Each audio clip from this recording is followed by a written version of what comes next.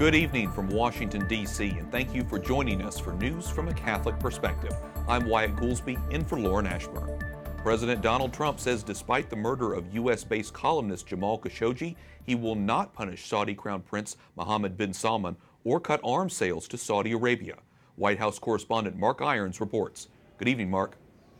Good evening, Wyatt. U.S. intelligence has reportedly concluded that the Saudi Crown Prince ordered the killing of journalist Jamal Khashoggi. But today, President Trump says he stands by Saudi Arabia. He wants to keep the U.S. relationship with the kingdom because he says they are an ally against terrorism and are buying billions of dollars worth of military equipment from the U.S.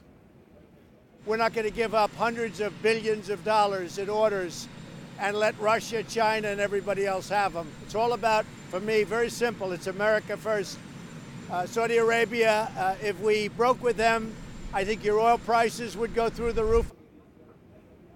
In regard to the murder of Khashoggi, in a statement earlier today, the president wrote, King Salman and Crown Prince Mohammed bin Salman vigorously deny any knowledge of the planning or execution of the murder of Mr. Khashoggi. Our intelligence agencies continue to assess all information, but it could very well be that the Crown Prince had knowledge of this tragic event.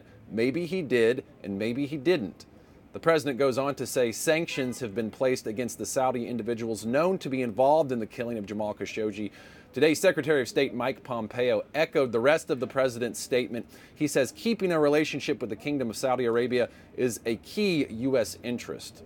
The president also said today, we may never know all of the facts surrounding the murder of Jamal Khashoggi. Again, U.S. intelligence seems to contradict that. What? Mark, how will Congress react to what the president is saying? Well, just last week, a bipartisan group of senators introduced legislation that would suspend weapons sales to Saudi Arabia. Today, the president acknowledged some members of Congress will disagree with his decision. He said he would listen to their ideas, but only if they're focused on U.S. national security. Wyatt. White House Correspondent Mark Irons reporting. Thanks, Mark.